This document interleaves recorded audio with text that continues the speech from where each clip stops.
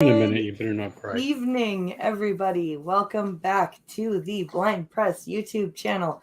And it is Saturday, which means it is time for Star Trek. And my voice, in fact, is almost back to normal. Yay! I'm almost done squeaking. So, today we are going to cover 2 episodes of Piccard so that we can kind of catch up. We're going to be covering 2 and 3 today and 4 and 5 next Saturday so that going forward, we can cover them as they drop. So today, our episodes are titled Penance and Assimilation. So I'm joined by Skeptalk. Hi, everybody. And Functional. I didn't even know that they had names. Hi. And Hammer will be back in a moment. He just had to step away. But yeah, so we are... Please, Hammer, don't hurt him. Claw your way back, Hammer. Back towards the light. So we... These 2 episodes, I have to say, made me very happy. It felt... 2 was great. Yeah, it felt like I was watching something very close to the Trek that I grew up with. Right? Very close to TNG, yeah. I'm very aware that this is not TNG, but it was very like it had that spirit. It had the spirit of it, and again with the Easter eggs, like with when Q is like, "This is how yesterday's enterprise of you." Yeah, yes. It was that entire scene. Yeah, Piccard saying, "Q, you're not well." The look on Delancey's face. Then he rage snaps. He looks like he's about to kill Piccard, and then he snaps. And then Piccard actually hit him. No. He's back to his own whimsical self. Yeah. And then Q backhands Piccard. Oh, like that was full-on backhand, BP. It just visually, it looked like it freaking hurt. Blood starts trickling down Piccard's nose, and he just says, "Penance." I couldn't even get I couldn't get described video working on the computer version of Crave, so I fucking missed that it was because it would have hit Piccard. Yes, it's very important, especially considering if we go back to, you hit me. Piccard never hit me. Well, and especially because right before Piccard gets hit, he actually tells Q, "I'm sick of your bullshit." Yeah, he's getting all uppity with Q. And one thing we've learned when dealing with Q over the centuries is you don't get nasty with Q. He will do something you don't like. Like, look at what happened at Counter at Farpoint. It's like, you think you're ready? You think you're ready? Fine. Boom. Board. Well, and you really could tell, like you were saying at the end of episode 1, and when Piccard even points it out at the beginning of episode 2, that Q isn't the same Q. Yeah. Like, he's angry. The thing with that you missed, because you hadn't had the described video, is Q's facial expressions. He dips in and out of his old whimsical self to that consternation, that fear, that anger mode at the drop of a beat. At the drop of a beat. Like, he's saying in the middle of his sentence, he's, fun, whimsical Q, and then he's vengeful. You can almost hear it Judeo-Christian God type Q. Like, you can almost hear it in his voice too. Like, the smile, and he's then such a great actor, and then the anger. Like, especially when he said, "You think this is a test? This isn't a test. This is penance." And when Piccard's like, "I'm not gonna play your game," and Q's just like, "Fine, fuck you," right? Like, and leaves him there. And what we're talking about is Q has basically taken Piccard to an alternate universe, and he takes Piccard on a tour, a mini tour, and we find that in this universe, and again with the Easter eggs, he goes In his trophy through the room. mirror darkly. He Mhm. says, Yeah. which I thought was fucking brilliant. I'm like, oh look, Enterprise callback. In the mirror darkly. The two-parter episode. And in this universe, humans, it is not the Federation, it is the Confederation. And humans are like, we are like Hitler on crack. Okay. And Piccard is like the most ruthless general of the Confederation, and his motto is a safe galaxy is a human galaxy, or something like that. Or a human galaxy You're not is wrong. a safe galaxy. It's like, very close to what we see in the quote unquote mirror universe that's been established. But there are fine details, again, in the comm badge, the logo, etc., that tell you this is not the mirror universe. This is something completely different, which I think is a very good and important difference to make. And what I liked was, even though I didn't have described video, I still got that vibe. Like, I knew it wasn't a mirror. I knew it was like an alternate. You know what I mean? And there is a difference, right? There is a difference between a mirror universe and an alternate universe, I think. Yeah. Because a mirror universe is like, you're exactly the opposite of who you would be. Right? But this alternate universe is like, it's something completely different, right? Like, I don't know. His trophy room is awesome. He's got Romulan and Klingon weapons on the wall. they do a close up onto a disruptor rifle and a knife with the labels Zod Vash. So it ties it into its own universe, which is good. These are all very good little.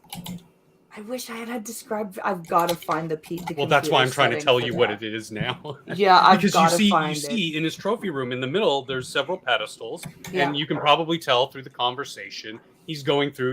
Here's a Cardassian skull. It's Gul Dukat. Here's General Martok, or sorry, Galron, not Martok. And no, the first one, he said Martok. It was Martok? Yeah. Okay. General Martok. The first one where he doesn't mention is a Ferengi skull. And then there's a Borg skull. The Ferengi skull, I'm just going to assume that's Damon Todd. Maybe. Given the relationship, the history in Damon Goss. Was it Goss? It was Tog was the one that went after Loxana. Goss was Goss. The one who Piccard killed his son in the Piccard maneuver. Yeah, I'm thinking it's Toss or his dad, because there's no label, there's no discussion of it. You're just assuming because that would fit with his sort of, even though it's altered, general timeline kind of thing. Again, that entire scene was just beautifully crafted with all these little details that weren't, smacking you overhead. Remember Cardassians? Remember General Martok? No. They did it well. That's why I love this episode. It was just very well. Skull Dukat now. Well played, man, Squatch. Well played. Skull Dukat. I like that. So what did you guys think of that? Yeah, Skep, what were your thoughts on the opening 10-15 minutes of episode 2 with Q doing the tour? And there were so many callbacks. Yeah. I really enjoyed that. It gives you a great feeling of nostalgia to be reminded of some of the great stuff in it. I'll say this about this series. It has some of the best production values of anything I've ever seen. Oh, yeah. This is luxurious. This is amazeballs. This is the Star Trek we deserve, graphically, visually. Yeah. Even auditorily, it's like when you hear the battles and even the hand-to-hand combat, you're like, damn, right? It's actual real. It's not heavily choreographed. Yeah. The double axe handle that can defeat anybody. Yeah. So, and there's a lot to like in episode 2. The woke stuff is just spooling up. you're just starting to notice that everybody who is quietly confident is not a white male. The 4 foot tall he, she little thing of security. Okay, right. I believe that in this kind of a timeline where strength is power. But at any exactly. How'd you get to the top? That's a great point, actually. But the other thing about it is that when you do that too much to make a point, you end up making the wrong point. And the wrong point that you make is you lift up the skirts of the show, and you see the ideology behind it, and that really detracts from what they're trying to do. Essentially, the way I looked at it was they're trying to set up a scenario where time's been broken. Piccard and his trusty group of friends, who are just amazingly multiculturally diverse and in every way you can think about it. I mean, they spend half the time speaking Spanish. They're going to go back and not only save the universe, but I thought the reason Q was getting crazy and pissed off and scared was that Q was finally confronted by something. Breaking time is one of the things that Q probably can't handle. If you break reality, he's part of reality. He's not. He's not embedded in much. You know, he can get outside almost everything, but he can't get outside reality. And now he's coming down. He says the humans have finally fucking done it. They are going to break reality. You know, and this is your chance, you know, to save it. So he gets his trusty bunch of people, you know, his rebel crew on a starship, and he's going to go up against the Empire. Does this sound like any movie franchise you've ever heard of that wasn't Star Trek? I don't feel Star Wars though. I don't feel they are dipping. Oh, they're dipping into Star Wars. They're dipping into. I got that feel. That's interesting that two people see a direct line to Star Wars and two people do not. Yeah, isn't that wild? Split? That's funny. We're we're split. Me and you, Blind. I don't see anything that resembles Star Wars at all. But no, I don't see anything that resembles it. I'm talking thematically.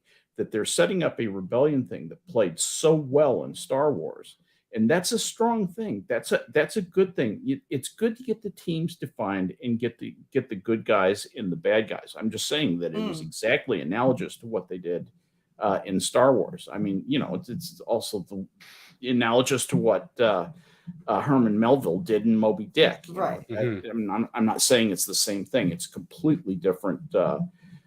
Look and feel. The production values, I think, are better than the Star Wars movies. Even the storyline is more consistent. And the little things that people do are more believable in episode 2 than they are in episode 3.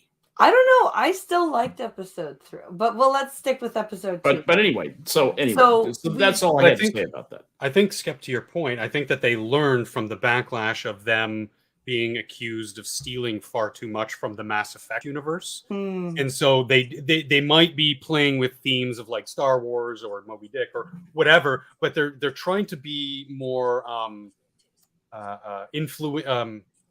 influenced by than being derivative of. Right. I think there's a fine line right there, and they haven't crossed it yet because so far things are working the way I can definitely see. I could definitely see the rebel, or not. I want to stay away from that word. I could see the rogue crew trope. Yeah. I could see that, but the rebel is a rebellion is. You know, thousands and thousands of people, and we're only looking at like 6 or 7 people in one ship. Yeah. So it doesn't really match up. How do most rebellions start? Well, watch. I don't know. If you do a survey of history, Hammer, how many do most rebellions start? What's the answer? That from the Mirror Universe at the beginning of every revolution, there's one man. Yeah. Right. So they all start with one guy. Yeah. But one guy doesn't make a rebellion. One guy doesn't make a rebel crew. Eventually, maybe it. I mean, they're gonna.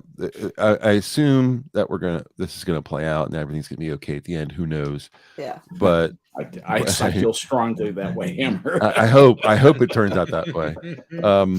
So, but I'm not sure that the entire universe is going to get on Piccard's side before that happens. I think they're going to make a little change in time. It's going to fix everything. We're back to the way they were. Yeah, I don't think we're going to go down that route of fighting the big bad. No. It's just sort of a plot device at this point. Oh, but God, what a chance to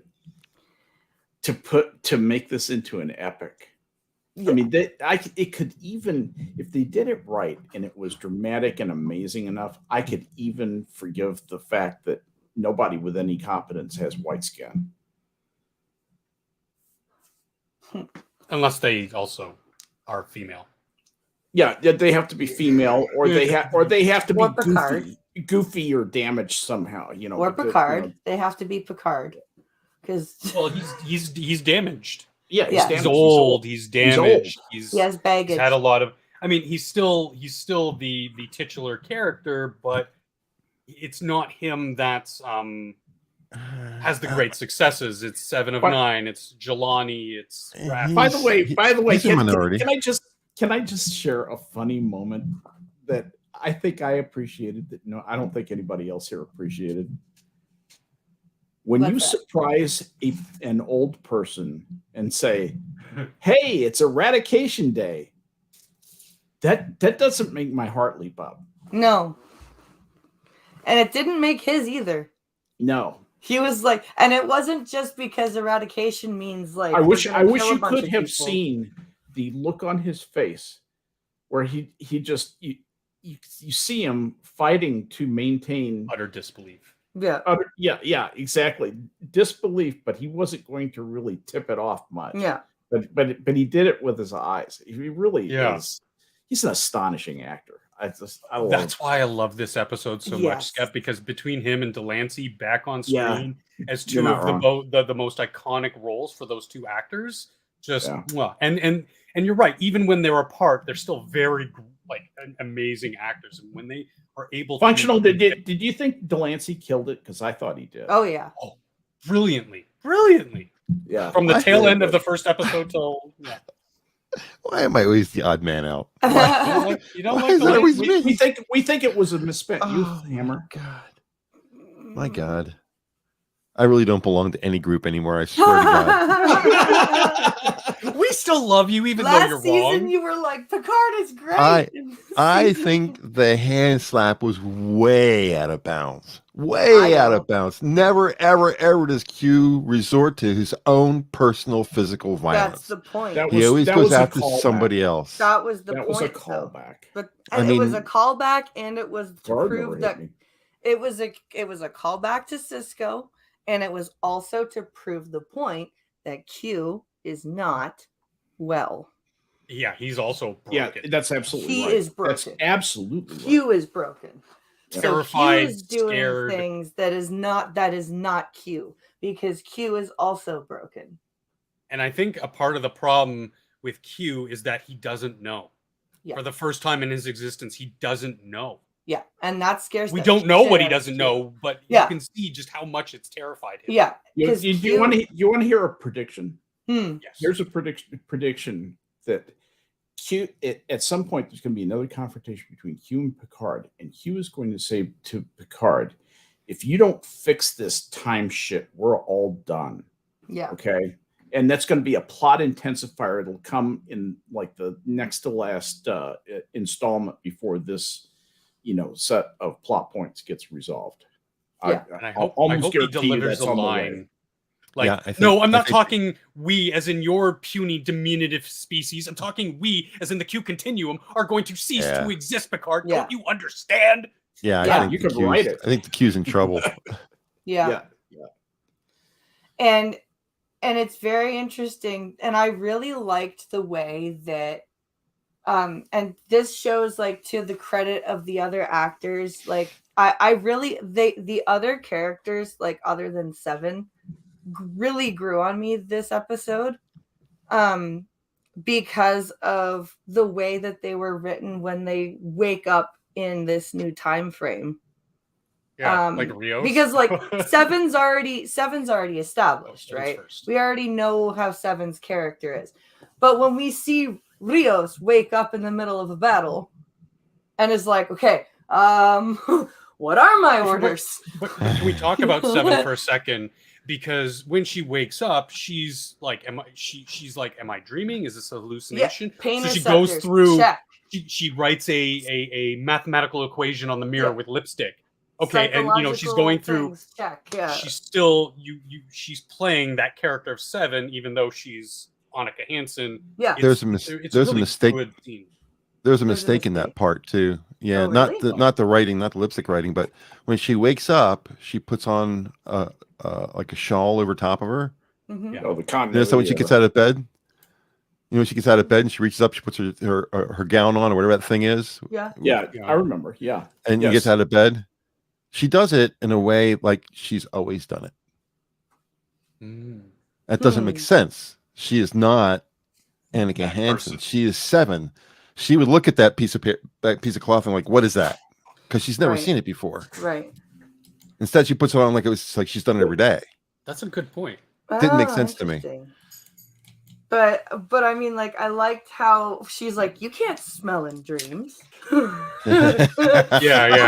And then her husband walks in. Is that true? Like, good morning, dear. Good morning, dear. Here's your coffee. And she's like, thank you. Right? And she's like, and just the way she's like thinking on her. And I think the funniest was Girardi.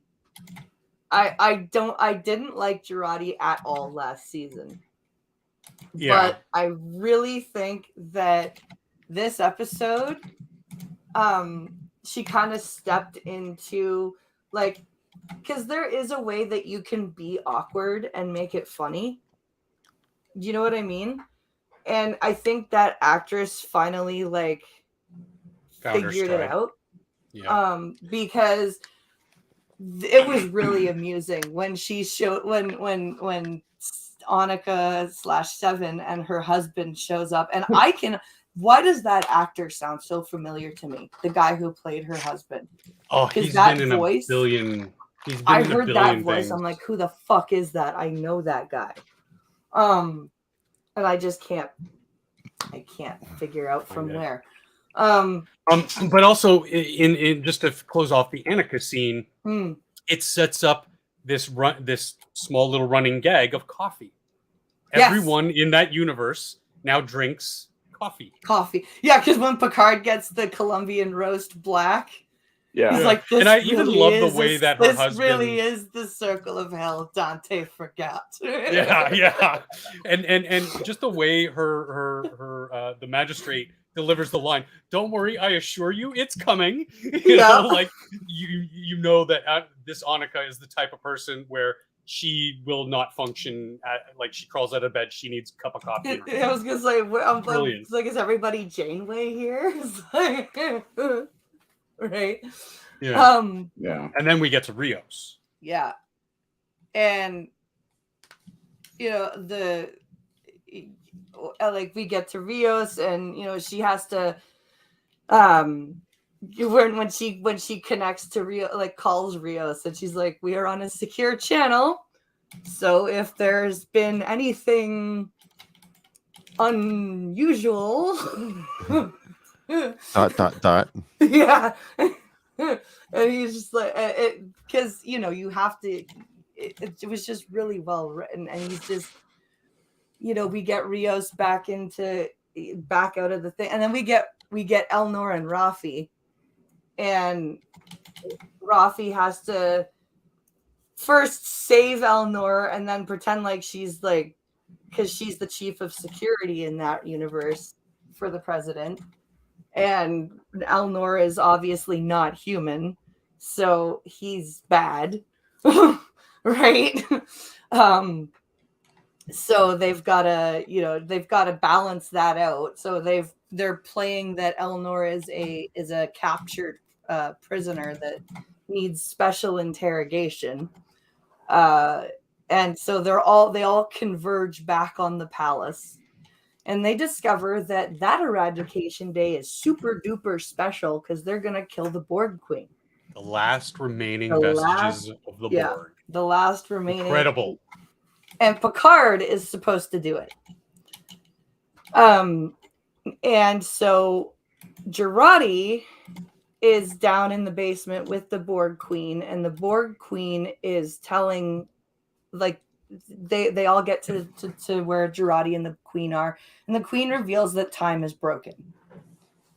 The Queen reveals that the break happened in 2024 in Los Angeles, and that there is a watcher there that can help them.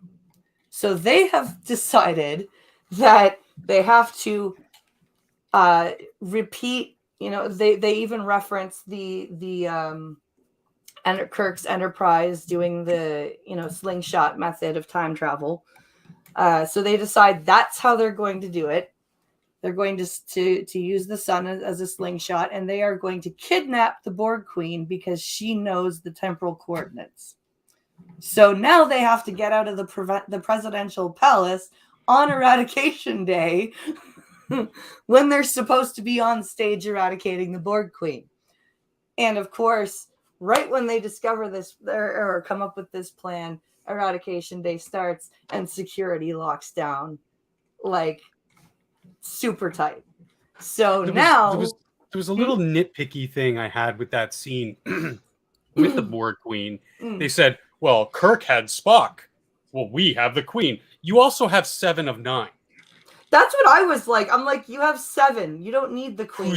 Who Spock is an amazing character and all the most respect to him, but compared to 7, he's a toddler. I can't agree with you. Her level of genius is off the charts. It is, but her level of knowledge while in the Borg is off the charts. Now that she's not a member of the Borg, she's just a girl. And she's also, and this is like, yes, she has all of her, like, but she's been even more de-Borgified than she was in Voyager, right? Yeah, but does that mean that she has the knowledge, but does she have the ability? That's what I'm curious of. Yeah, so you can know the answer to the question. There's a little nitpicky thing. Yeah, you can know the answer to the question by being told what the answer is, as opposed to having the mind of being able to make the calculation yourself. Yeah. Right. So I think, and to answer your question, BP, it's John Brion, a Filipino actor. If you've seen American Horror Story or Ratchet. I have not, but he's also been Miss Saigon, a whole bunch of other things all over TV. Mansquatch asked if he was in The Dark Knight, and I think he might have been. I'm not sure though. Either maybe one of the Batman movies. He sounded very familiar. Oh, I don't know if he was in. But sorry, I just wanted to try to answer the question. So security. So the shields are up. Comms with La Serena are gone. And so now it's up to Jurati, Raffi, and Elnor to get the shields and comms back. And it's up to Piccard and Seven to go up on stage because the Borg Queen basically gets whisked away by transport to the queue for eradication just after they come up with this plan. So they're now, gone off to do their thing. Seven makes her speech about eradication. They're kind of killing time up on stage, right? while Jurati is arguing with Rios and trying to get a hole in the shields. Really? We're doing this now? And Raffi is, are you babysitting or did you get a new animal? No, that was we're babysitting 2 very large dogs. One is a 150-pound Rhodesian Ridgeback, the size of a fucking pony, and that was the woof that you heard. Sorry about that. That's fine. So Seven and Piccard are killing time on stage in front of a murderously hungry crowd of of spectators.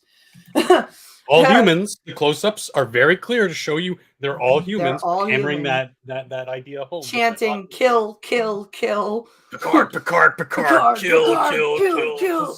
Yeah. Makes you feel so uncomfortable to watch it, but it's such an epic scene. It's like, ooh, this is.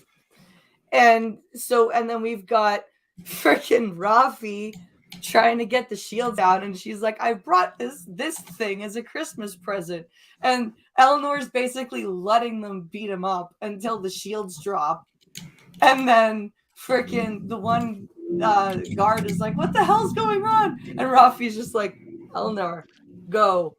See, now what I would have appreciated more in that scene is, maybe a little bit more of Star Wars influence, and Eleanor pull a Chewbacca and just like pull the binders apart like they weren't securely fastened and go to town. It does show that he's still that assassin badass. I liked the assassin thing. Because he was still bound. His arms were still bound. I just thought it would have been a nice touch to like. Nah, man, I liked what happened. Like, I liked the what he did, and then the knife play, and like the. It wasn't a knife. It wasn't a knife. It was a shuriken. He's shuriken. That's right. It was a ninja throwing star that a Confederation officer had as a weapon. So he took it off of him and used it. It's a little out of place. Yeah. Okay, let's go with it because it's still kind of cool. Slices the one guy's throat and then throws it in the other guy's chest. Yeah. Like, okay, Eleanor, you're a badass. The Admiral said to improvise. Yeah. I love Eleanor. He's great.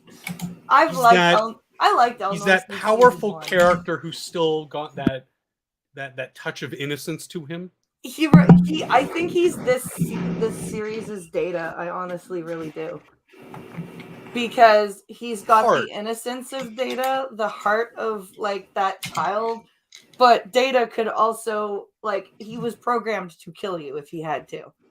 Like, but I mean, I would also posit that there are other characters like Rios and Girardi who also, the three of them together, and maybe even Raffi, that the whole of them make up one Data. Yeah. Because you have, like, just as another example, Girardi sort of got that lack of interpersonal skills that Data did, where he's still learning what is sort of etiquette to be able to say to somebody. Because, like, when he asks about sex, people are kind of like, "Whoa, Data, come on!" That's kind of it's cute. Can we just pause to acknowledge the hilarity of the just before this whole eradication day scene, the president or the husband coming down to the basement and being like, why are you down here? And Girardi's just like, well, Mr. First Husband, sir. The Borg Queen had this story about, this just making, interspersing the truth with crap, right? Yeah, I know he's not a main character, but the sort of straight man, crazy man interplay between Girardi and him is so great. I loved it. And again, to your point, and as you were. Yeah. And to your point, like, it makes me like her more as a character. Yeah. I like her as an actress. I've always liked her as an actress. She looks like she can do stuff well. It's just the character in season 1, I was just sort of like, she seems a little bit more all over the place and not really finding her stride. Maybe it was also the actress's stride in playing the character or the direct, all these inconsequential factors. But now I kind of feel like she's a more flushed out, believable character on the screen. Yeah. So finally we get beamed up to the ship at the very last possible second. But it's not over because they're in hot pursuit. And so they're trying to get away from the presidential fleet, basically. And we have the we also have them trying to. They're also arguing. Rios is very much against the Borg Queen being, connected to the ship, right? Which I don't blame him.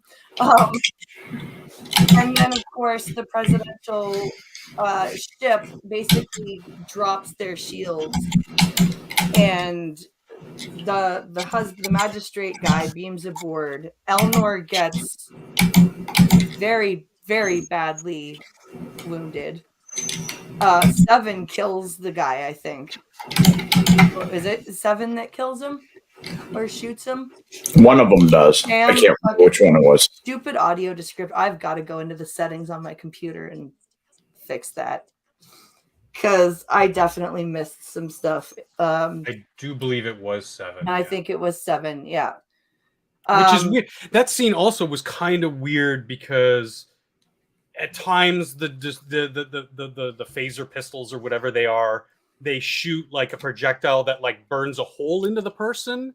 But then when the two security officers get shot, they just vaporize. I was confused because it even made a different sound. Yeah, no, they were vaporized. Yeah, I was like, that's not consistent with the sound that I've been hearing. Again, a little nitpicky. I mean, sure, there's probably different settings, but I mean, in that kind of a scenario, it just seemed a little weird, a little out of place. But for expediency with the story to just get it going, you have to eliminate the NPC characters. Yeah, it was. Yeah. So then we got to get Raffi or Elnor to sick bay. We've got to hold off the rest of the fleet, and we've got to get the time travel initiated. Mm-hmm. So we get. I said time to plug her in. Yep. So we get the Borg Queen all hooked up. And this was like, as much as the Borg are like the villains of the Trek universe, I have to say that this was pretty fucking cool when they're like about to get completely destroyed. Not even Janeway was this insane. And she's like, allow me, and just completely just annihilates these two massive plasma torpedoes just fire from the aft of the ship and just one shot both as pursuing vessels, which were, as far as I could tell, I think one was a steam, like the alternate version of a steam runner class. The other was, I don't remember. Is it my imagination, or were the pursuing bad guys just the worst shots ever? Yeah, it was pretty bad.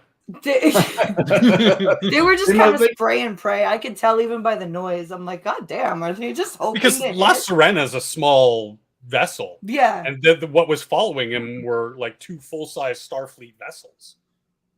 I don't remember what the classes were, but I must have deleted those notes. I took notes. I think they could have made that a little more realistic with the probably hit. I bet they ran out of episode time to do something like that. Because this is like the last 5-10 minutes, because right, they 3 minutes, they still had to go back through the time rift, and then they get back and the ship is just toast. Right, they come through the time rift and the ship is like limping. It gets caught in Earth's gravity.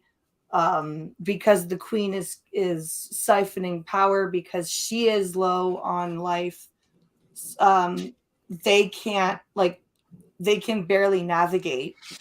So they do what Rios calls a controlled crash. Mm-hmm. And Piccard, I'm again, because of no description, he takes navigation. He says he's taking them home. I'm not entirely sure where that was, but it was. They were trying not to crash in the middle of downtown LA. Another thing too, I've crashed there a couple of times,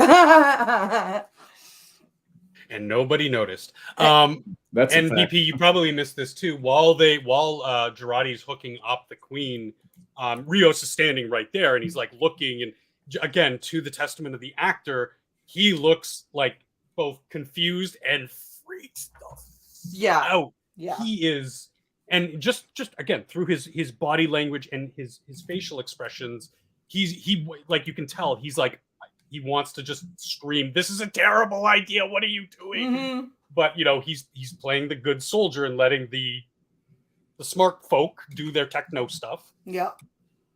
I love that scene. And then of course we get the scene between Raffi and Elnor, and then the funeral, where Piccard is like, if we fail here, we fail Elnor, we fail everyone in our timeline. We like it, and then Raffi, because she's angry that Elnor is dead, because I think she replaced her son with Elnor. Really, like, because we all know her relationship with her son is crap. So Elnor became her son, and so she basically lumps Piccard in with Q and says, you both have been spending decades screwing with people's lives for sport. And so we the episode basically ends with them deciding Raffi, Seven, and Rios are going to go look for the Watcher. Girardi and Piccard are going to stay with the Queen.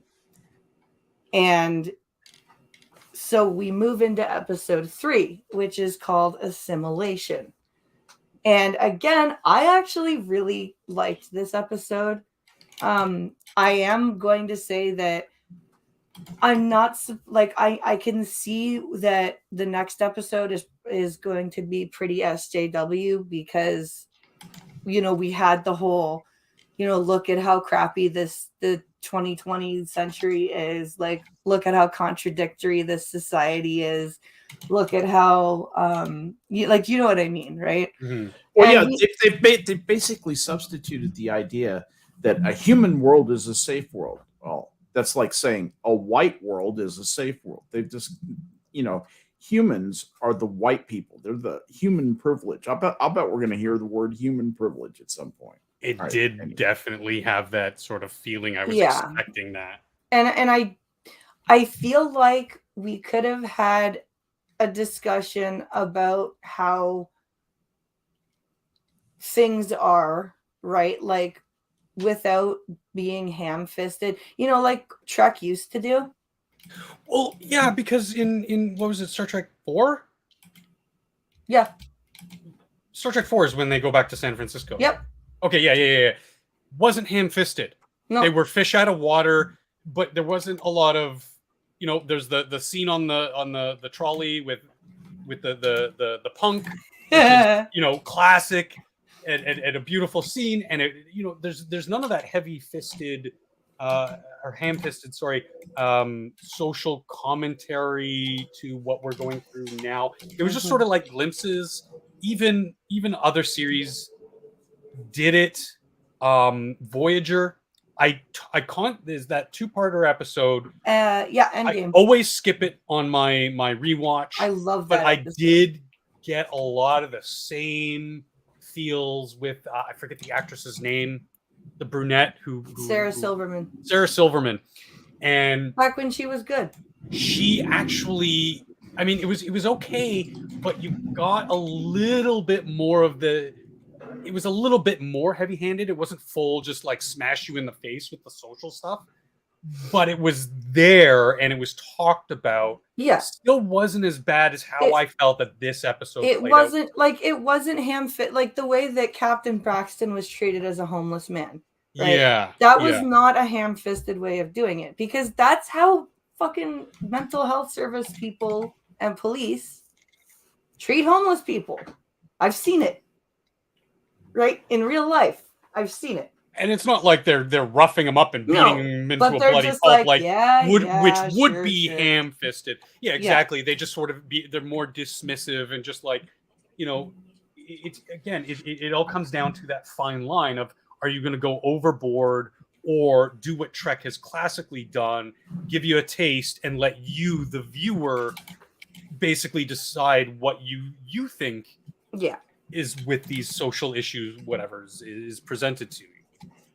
Like the whole thing where Seven and Rafi are going up the tower to look for any futuristic type of signal. The whole, oh, me and my girlfriend are just here to blah blah blah. Like, that didn't need to happen.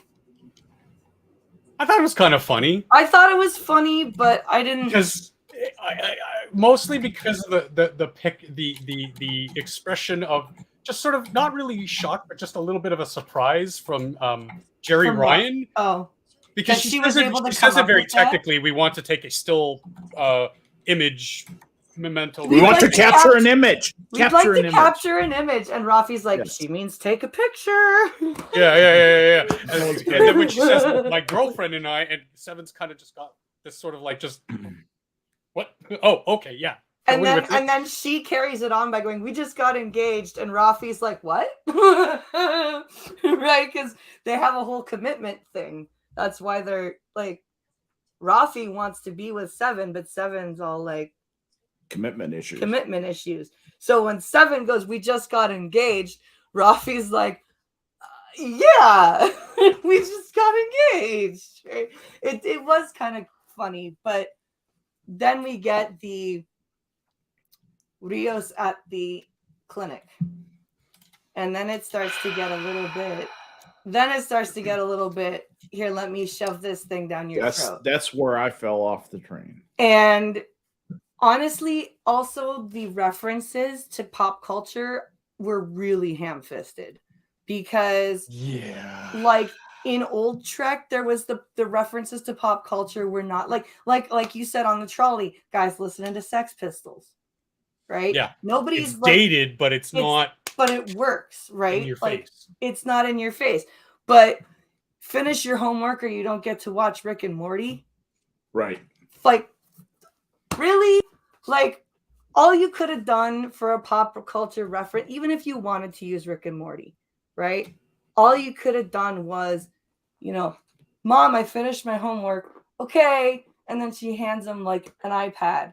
And the next second, you hear like 5 seconds of.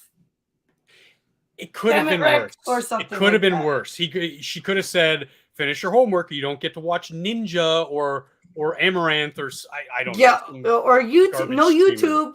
No YouTube if you don't do your homework. So I appreciated that they didn't go too far one direction. Yeah. Oh, you think they should have called out One Direction? And just to rewind, the scene where the La Serena blows up the ship, that's at the beginning of this episode. Yeah. And I just got a freeze frame. It is one of the Steam Runner class and 2 Sovereign class. Okay. So 3 big ships to chase La Serena. Well, I mean, these are compared to La Serena, they're big ships. These little firefly-like ship. Before we get too far away, you mentioned the Sex Pistols. What was that all about? That's what he was listening to in Star Trek 4. You mean I hate you and I berate you? Is that the one you're talking about? Yeah. That's not the Sex Pistols. I thought that was the Sex Pistols. No, that was written by somebody on the Star Trek writing staff. Oh, that's really? Not a real song. That sounds exactly like I was just going to say, how different is it from anything you heard from the Sex Pistols? Yeah. It's not. Rage rock sound. Yeah. That's we want to sound like the Sex Pistols. We want to amount of money they would have had to pay any money, right? Exactly. Right. Yeah, they have to actually pay to use Sex Pistols. Would be like, if you had offered Sid like a kilo of heroin, he probably would have given you rights to Anarchy in the UK. All Roddenberry had to do was go, I've got some horse for you, Sid. So when they first land in LA, I really got this vibe when Rafi lands of the. You really get this sort of like Terminator 2 vibe as she is between the trucks. I liked the Techno California Dreamin' song. That was an interesting remix. Mm-hmm. And then freaking Seven comes in. Are you a superhero? That was cute. That was cute because it was a kid. right? Like it was cute, and because she's like, "Can you keep my secret?" Like that was cute. Yeah. And then of course, kind of added character for 7, but okay. It did. But that's the whole point, because Rafi was even saying, like, you in 2024 need to get a room. And I think it's because 7, like, nobody knows what a Borg is. Right? And she even says it. She goes, "Are you sure it's 2024? I'm sure Zuckerberg's still around." Well, she's not a Borg anymore. She doesn't have the implants. Yeah, no, but everybody in her century knows that she was a Borg. Yeah, she's not used to people approaching her as a normal person. Yeah, like nobody, like everyone is still immediately as soon as she enters the presence of that person, they're apprehensive. Yeah, they're very on guard. They're very so for her, I think, and she even says it, like, this century it feels nice because nobody's afraid of me. Yeah, near the end. Yeah, but even when she was just the president of the Confederation, she was still not a Borg then either. No, but she was still terrified. I mean, people were still terrified of her. Yeah. Oh, of her because of her power. Because of the power, the society that they built. Gotcha. Yeah. Even now she's just a regular person, right? Yeah. So, and then of course, poor Rios gets face down in a pool of blood. Fucking face plant on the sidewalk. Ow. Like, I didn't need described video to know that was a bad landing. Yeah, I mean, I thought that they killed him. That's what I'm like, oh shit. Because it immediately cuts to obviously it's a streaming service, there's no breaks, but there's very clearly delineated chapter breaks where it goes to black, and then you're like, oh, this is Are you on Crave watching it too? No. I'm watching it on Paramount. See, this is stupid because Paramount Plus up here doesn't have Star Trek on it, but Crave does. Right? They still have the rights to CBS programs. I've been surfing the high seas. You ought to get you one of them new VPN things. And also, Skep up here, we have the CRTC who we have a certain amount of Canadian content, and even though a lot of what we consume is American content, it still has to be shown through on a Canadian broadcaster. Hosted. Yeah, it has to be through a Canadian hosted thing. They're trying to hold on to their culture. Approved by Justine. And while trying to hold on to their culture, they're making sure that their culture cannot thrive. It's fucking brilliant. Anyway, I say they, you say we. Anyway, with those freaks. So we get Rios at the clinic, and so this episode is very, very evenly split between the two plots. We've got Rafi, 7, and Rios, and then we've got Piccard, Jurati, and the Borg Queen back on the ship. And Jurati's idea is, I'm going to let myself be assimilated so that I can basically give the Borg Queen strength enough to revive. And we can what could possibly go wrong? And we can also restore power to the ship. And Piccard is like, this is a really, really bad idea. Right? No, he's not. In fact, it was such so is everybody watching. We're all saying the same thing. Yeah. Well, but it was such a bad idea that actually put me off a little bit. When I thought, oh, wait a minute. Plot device? Yeah, it just was too much of an obvious plot device. That's exactly what it was. And there were several times in episode 3 where I had to just, say, okay, I'll go with it. Disbelief. And boy, that's a strain for me. For me, one of the big scenes with that was the scene where Rafi's getting mugged. Very okay. He wasn't clean cut. He had facial hair, but he was a very clean looking white boy. Very, and she just takes him down with one punch. And what you see in the background of these shots, though, hold on one sec, BP, which I think is actually very good Star Trek telling of modern day sort of issues and calls without being too ham-fisted, is there's signs saying Sanctuary District. Sanctuary District. We've heard a lot of that in politic. that's kind of happening a lot in that area today. So for them to call that out in sort of that low-key blatant Star way. Trek way, while still being like, hey, it's right, it's here in your face, but they're not really being judgy about it, Skep. They're saying this is a problem, and these fish out of water are like, how could things be? How do you? There's a presumption that is totally normal. That's where I think you're going. And yeah. I kind of agree with that. See, now I was not. I didn't think that Rafi taking that guy out with one punch was unbelievable because of Rafi's background. Star Trek, it's not so much that. It was playing that theme that's slowly building up of the social justice sort of narrative of right, white guy in LA. But I mean, Rafi. Really, the demographic. Rafi's background, for her to take that guy out with one punch is not that hard to believe. Not at all. I mean, one thing I will say, if you're ever surrounded by 2 or 3 men who are law enforcement professionals holding a gun on you, don't attempt to knock them out. That's a bad idea. They're trying to use the Vulcan nerve pinch because it doesn't work. Well, the thing is, there's a little bit too much of that where, some giant tough who, is obviously, well prepared and plus they're armed and this 120-pound little girl just disarms all 3 of them. What? No, that doesn't happen in real life. But she's got a hell of a punch. Okay, I'll fight.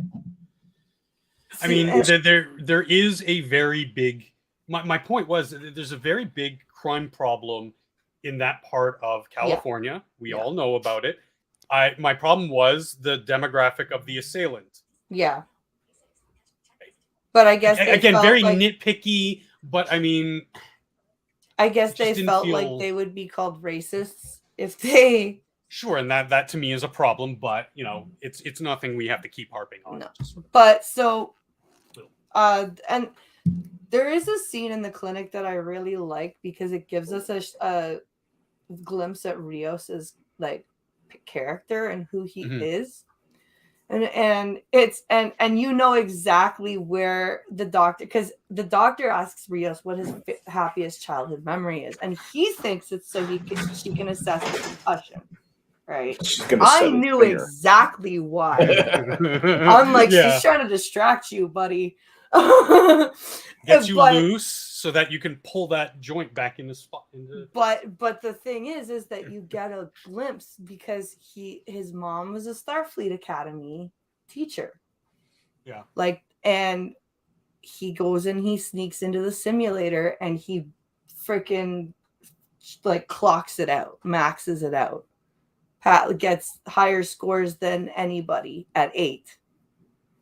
And you just get this picture of a little Rios just having the time of his life in the shuttle simulator. And him coming out thinking he actually broke something. And all the admirals and all the, everything, it just you can just see it. This little 8-year-old kid. And he kind of reminded me that story. He kind of reminds me of a Latin Tom Paris. You know what I mean? And I think that might be why I like him a little bit, because that's a very interesting comparison. A Latin Tom Paris. Yeah, I don't think that's wrong. I can see that. He he's loyal. Yeah. But he's a tough guy. He's got a kind of a rough sense of humor, but he's a damn good pilot. Yeah. He loves to fly he loves his starship. He's a Latin Tom Paris. Yeah. He just kind of fill that role. I kind of saw him more as a watered down Latin Kirk.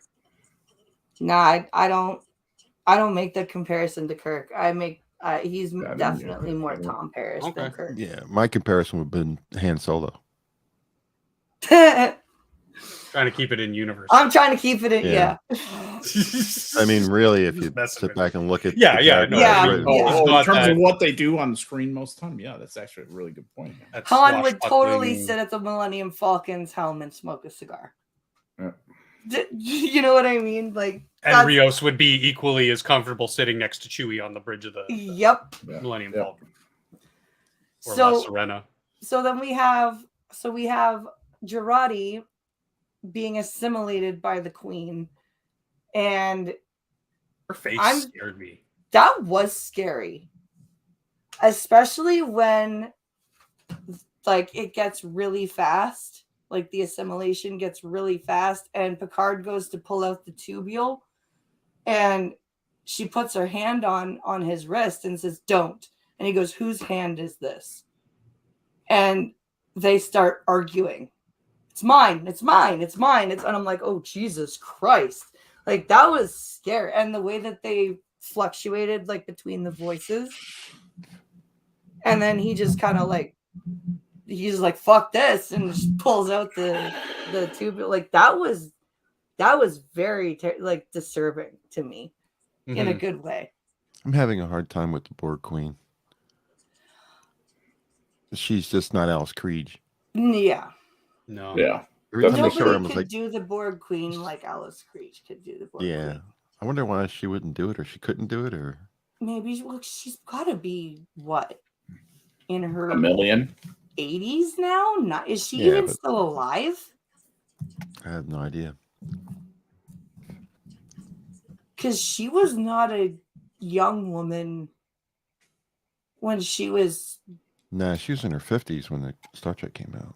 Oh, she's 2 years younger than I am. She's 67. Is she only 67? Yeah. I thought she was older than that. She's a young pup. Her makeup as the Borg Queen made her look a lot older than she was. She actually looks pretty good. She wasn't even born to the Eisenhower administration. Oh, she's South African. Oh. I wonder why they didn't get her. Maybe it's too expensive? I was going to say maybe they couldn't afford her. Or she just didn't want to. She doesn't want to, TV. or retired, or who knows. But Africa. The voice is a little bit hard to get used to, just because it's not hers. Not hers. They couldn't even do a voiceover. Well, you also got to keep in mind that the character itself is really damaged at this point. That's true. The Borg Queen has no connection to anything right now. That's true. She's dwindling. You get this sense that she herself is fading if she doesn't start assimilating something to fill the voice. Well, you can even hear, like, because Piccard says, "What do you want?" Because she becomes fully activated again after Piccard disconnects her and Jurati. Yeah, they have the little. And they have a conversation, and Piccard says, "What do you want?" And very angrily, she says, "Well, for a start, legs, a chorus of thoughts to extinguish this silence. But from you, let's start with your ship."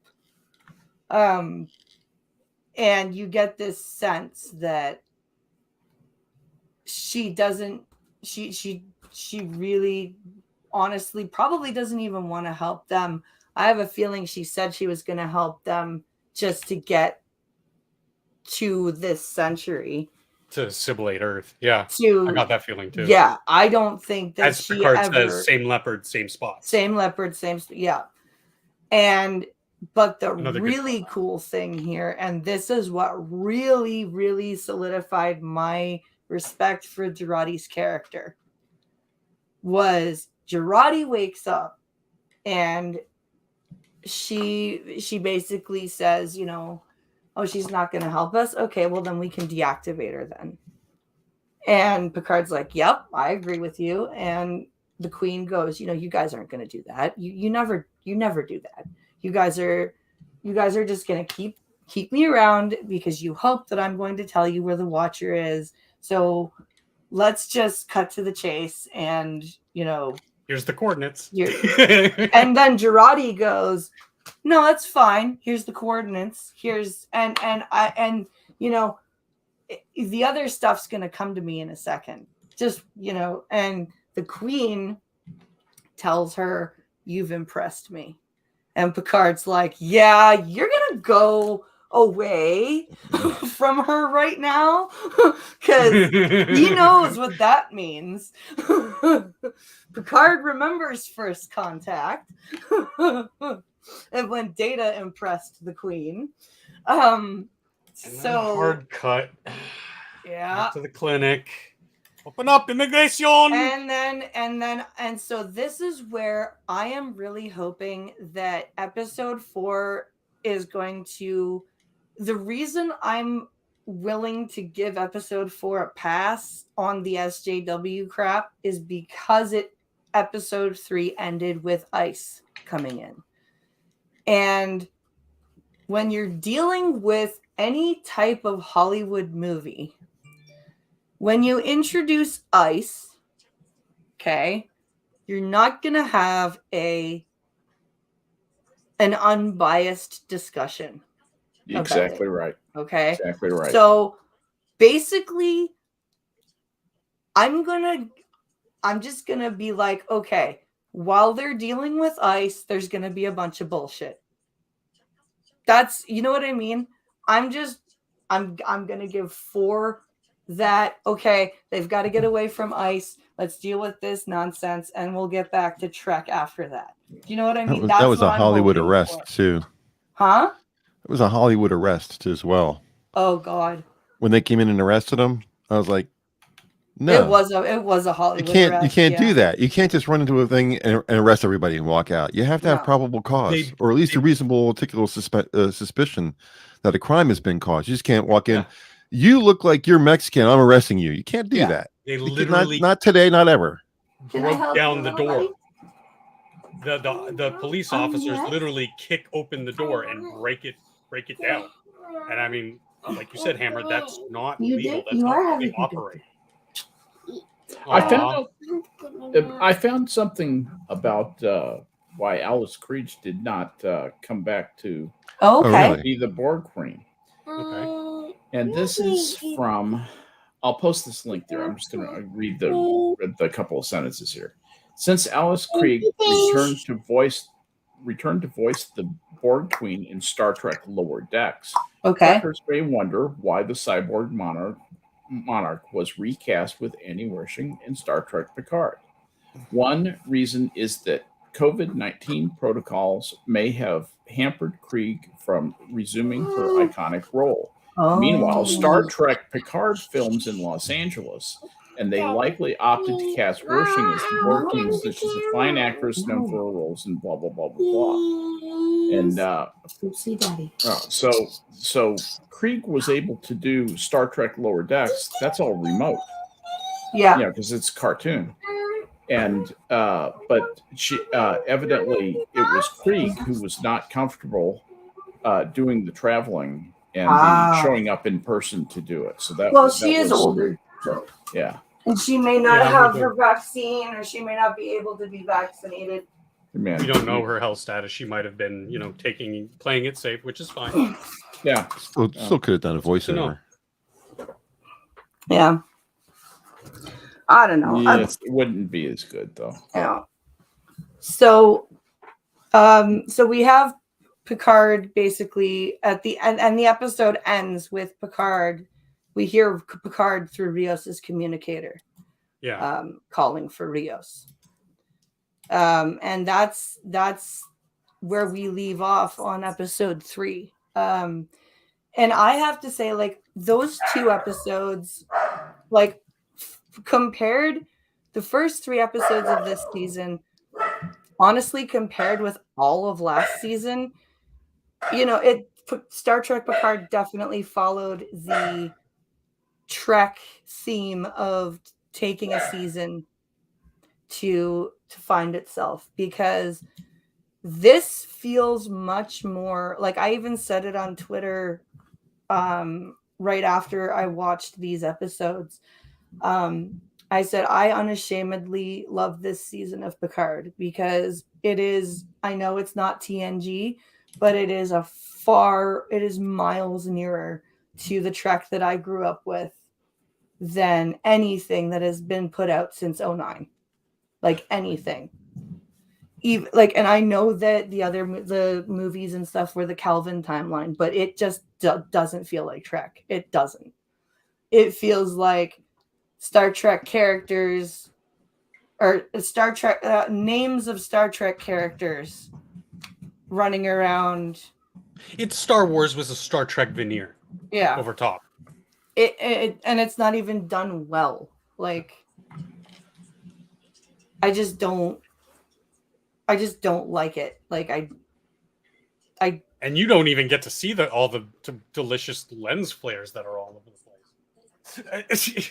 Yeah. So if I can figure out how to change the setting on my computer to make described video happen, I will not miss as much as I missed because episode 1 I got everything with the described video, but that was on my phone. So I have to figure out how to change that on my computer. There's got to be a way, because if it's available on the mobile app, it should be available on the freaking browser. There's a way. I hope so. I almost guarantee it, because I want you to get the full experience. Because a huge miss. Yeah, they're really crafting this just from a technical standpoint, and the acting, the crafting, the direction, the cinematography is all really great. And without those little tidbits of the described video giving it to you, like we've discussed today, you miss little things here and there, which sure might not like affect the overall big, but they're still kind of important. Like the fact that Hugh hit Piccard. Yeah, that was kind of important. Yeah. A quick note: the person who produced episode 3, Leah Thompson, Marty McFly's mom. Really? Yeah. Interesting.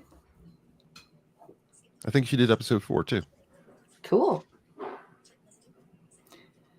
So next Saturday, we're going to be covering episodes 4 and 5, which means so that after next Saturday, we will be current when the episodes drop. And so that will happen next Saturday. It is now shilling time. So if you are around for at 11:30, you can join Harry tonight on Minions, and Functional and Skep will be there. Yes, and we will. If you are around on Tuesdays at 11:30, you can come on by Minions, and Skep and I will be there. Yep. And this Wednesday is Canadian Wednesday, and I'm actually streaming in the daytime finally, thank God. Oh, God, that was hard. Streaming at night was hard. Yeah, it's hard for me to join you at night. Yeah, so that'll be better. And then if you guys are in the Blind Press Nerd Sanctuary, come by the brand new voice channel called Watching Stuff tonight, because Pincalo and I are going to be watching Don't Breathe in Discord, and we've never watched it before, so you're not going to want to miss us reacting to it and stuff. So, and that movie is about the people that try to rob the blind vet. It's a horror movie, so it'll be fun. You're forgetting something, BP. And Hammer, there we go, on Wednesday. I was getting to it. Remember that guy? Wednesday at 9 p.m. The Wednesday show. Wednesdays I'll be out at here. 9. You can't touch that. Nope, can't touch that. With Terry and Genty Maxey. That's right. And that's always just the three of you, right? That's your panel? It's standard. Yeah, it's our standard panel. Every once in a while, every blue moon, we'll have a fourth on just as a guest. But I want to try to keep it just a Canadian, an American, and an Australian, the international You should get a Ukrainian on there. Ask Zora to come on. She's Romanian. She's not Ukrainian. She's Romanian. It borders. There's just the Dniester River between. It's close enough. Let's get somebody from Poland in there. Yeah, Poland. It's the same thing. Yeah.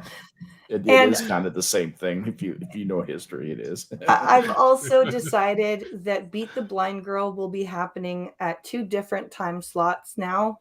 One will be on Thursdays at 1:30 p.m.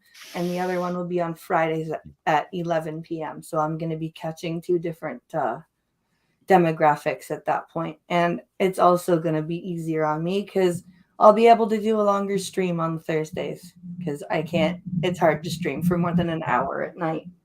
And I want to do more than an hour. So all of that is happening. And Piccolo and I are going to try our best to put on a blind and a special for you tomorrow as well. We've got a video picked out to watch. So that'll be fun. So all of that put aside, I hope you guys enjoyed yourselves watching us today. And thank you to my wonderful panel for joining me as always. And we will see everybody back. Yeah, who's she talking about, Skep? It's only us. Yeah. And we will be back next Saturday for Star Trek Piccard. And I will see you guys on Monday for the coffee stream. Have a good night, guys. See you later. Bye, everybody. Joe on through. Peace.